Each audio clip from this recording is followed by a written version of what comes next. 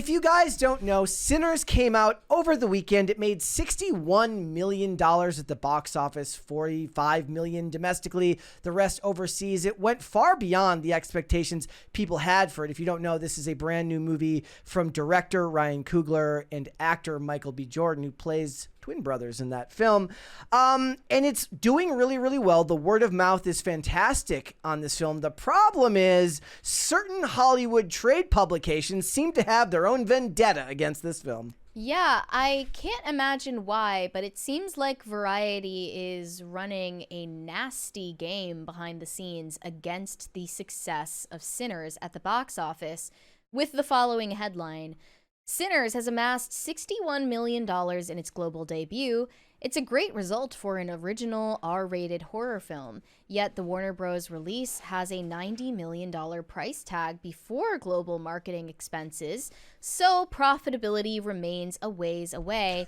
I went into the article that lists the box office returns for a lot of different projects here, but the part about Sinners says, Sinners, a vampire thriller from Black Panther director Ryan Coogler and star Michael B. Jordan, opened to $15.6 million overseas from 71 markets, far bigger in the US and Canada, topping the box office with $48 million.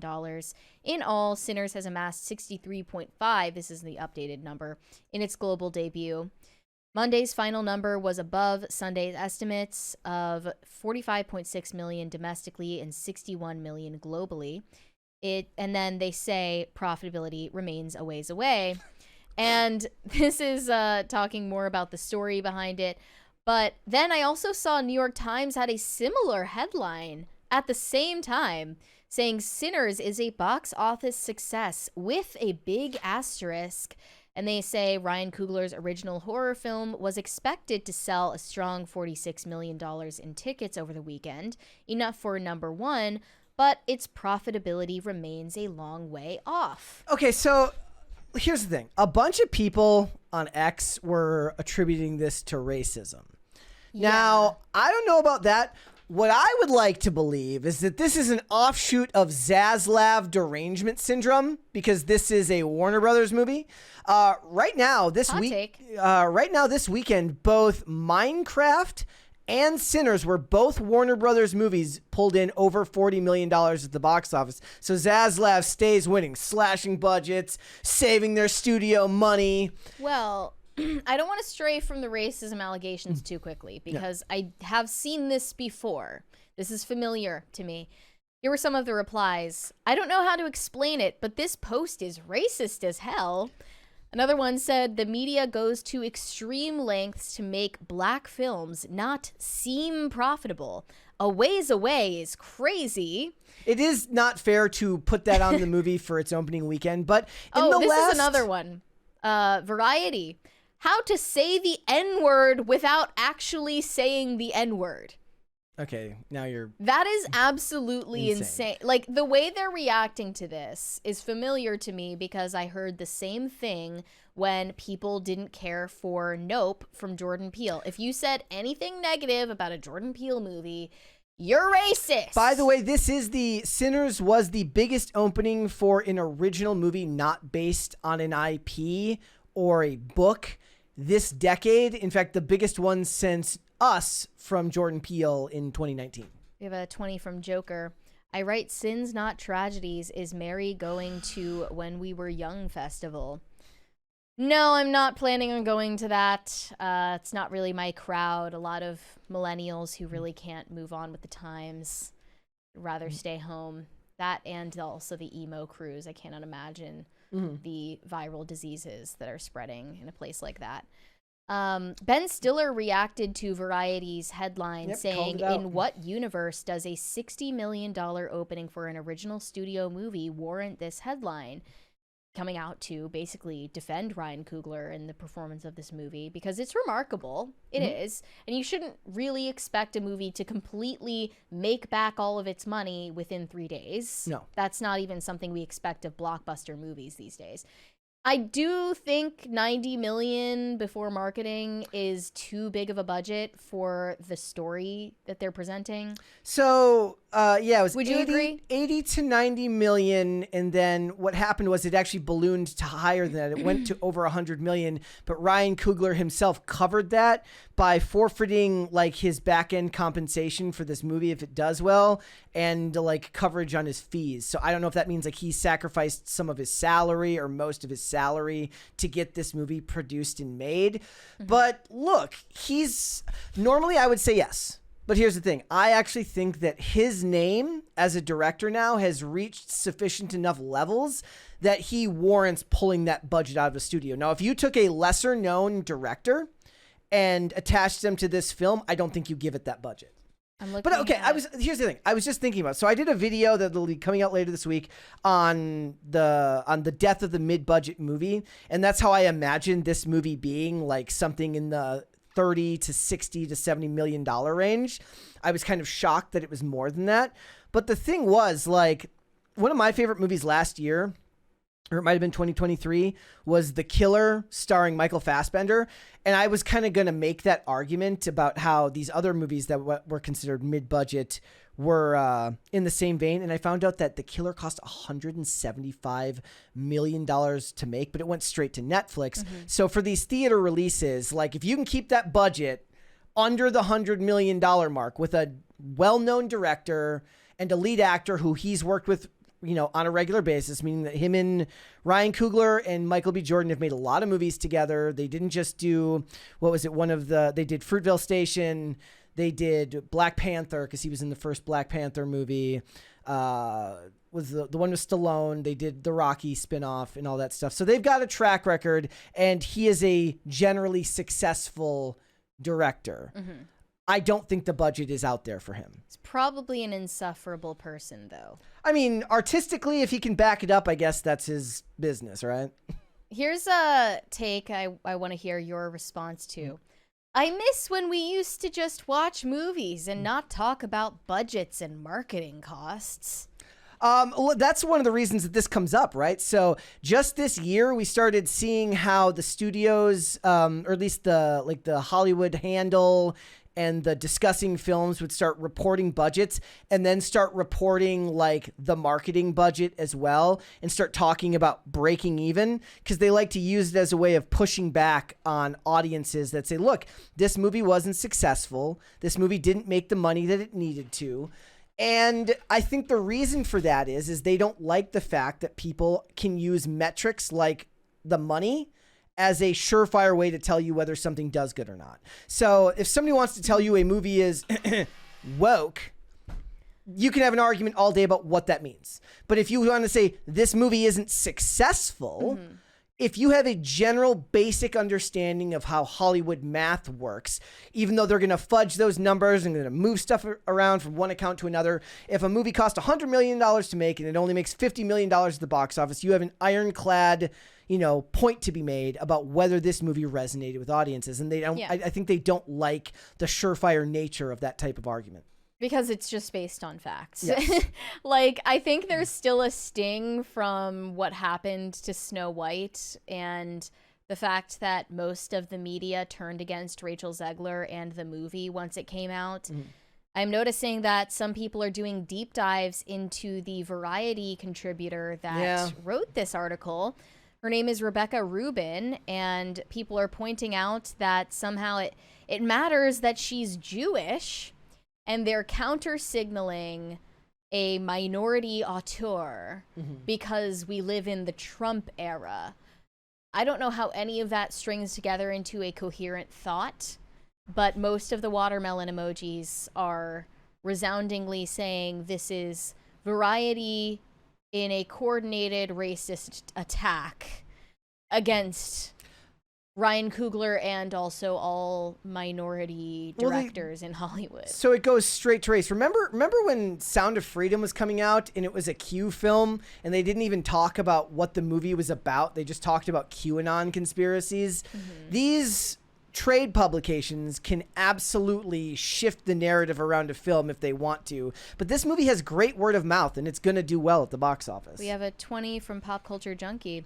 Here's $20 worth. Harrison Ford, Eddie Murphy, Jamie Lee Curtis, Ridley Scott, Sigourney Weaver, Roddy McDowell, Gene Simmons, Jay Leno, Mary Hart, Tyra Banks, Katharine Graham, Ben Bradley, Geraldo Rivera, Roger Ailes, Lachlan Murdoch. Wonder what Geraldo was like. Roger Ailes. Wait, the we were dude just from talking about him the other day. We just talked about him. Hope that nothing bad happened to you in his office. That's impressive. Mm-hmm. I'm sure there's more too that we haven't heard about. People really hate it when we have the discussions about the budgets of movies and whether they're going to, make a profit. I'm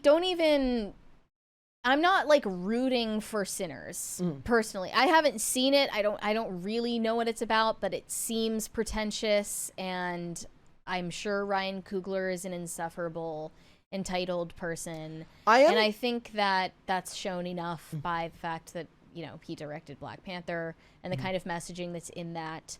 They're still pushing a racial narrative. It's not a one-sided thing. Haley Steinfeld is participating in it as well with one of the interviews she did to promote Sinners. She's talking about how this movie connected her to her ancestral roots because one of her grandparents was half Black. This was her comment on it. It had such an impact on me personally. I think it's the least I can do is make an impact on those who watch it.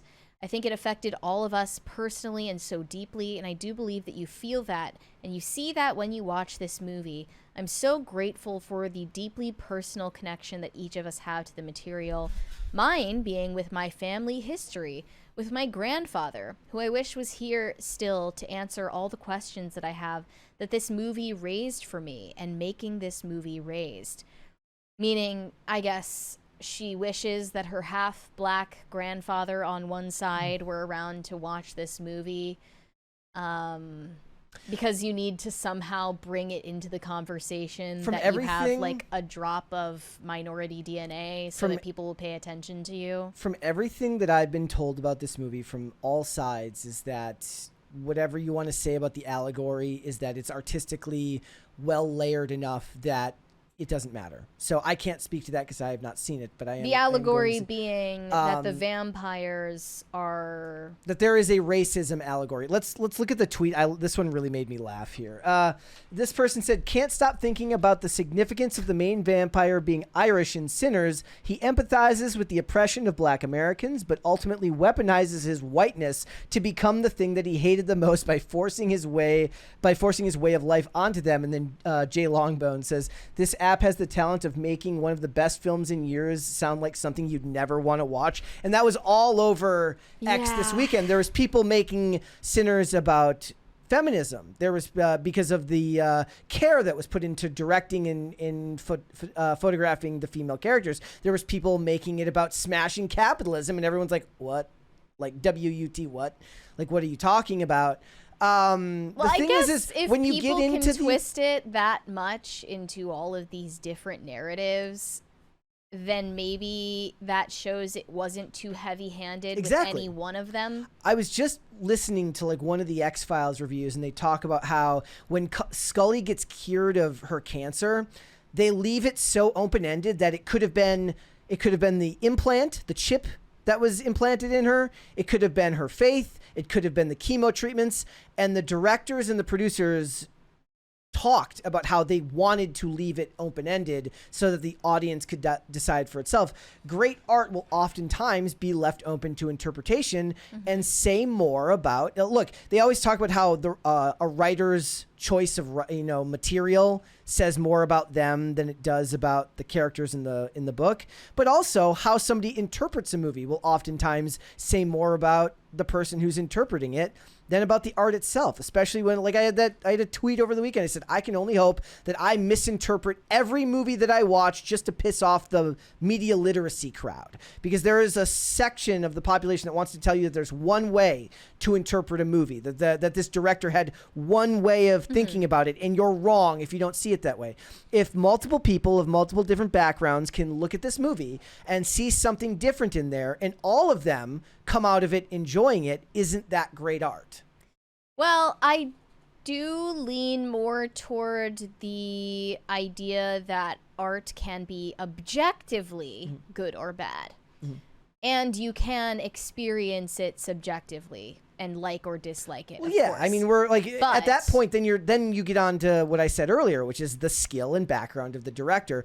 Look, one of the other reasons this movie's doing as well as it is, and I haven't looked at the numbers directly, I'm guessing that it's doing really well PLF, premium large format, because this wasn't IMAX. This movie was shot in 5 different aspect ratios and formats, so that it can be viewed on multiple different types of screens. And he released an outline and a list of what the film will look like on each of these different formats.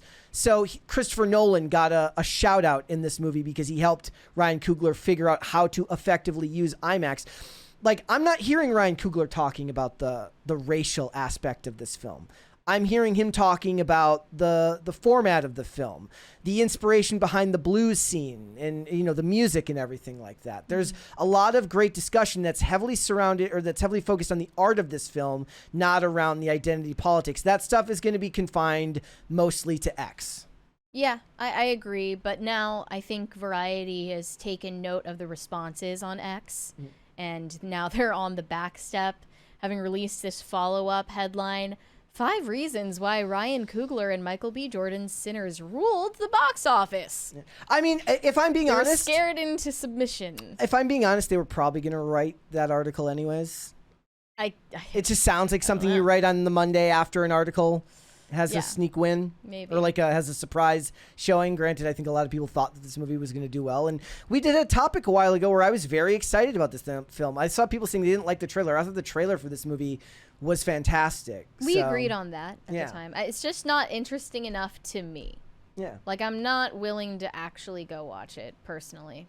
So my question, I guess, is just did Variety do this on purpose? It was certainly a weird headline that didn't need to be there, but the discussion about budgets, making your money back, all that stuff, that comes up more and more in the trades now, especially online, because a lot of the times the focus goes immediately to whether the movie's going to make a profit or not. They're still, I kid you not, they're still tracking Black Panther so that it can finally make more than Ant-Man 3, so it can be one of the not 5 worst performing Marvel movies of all time.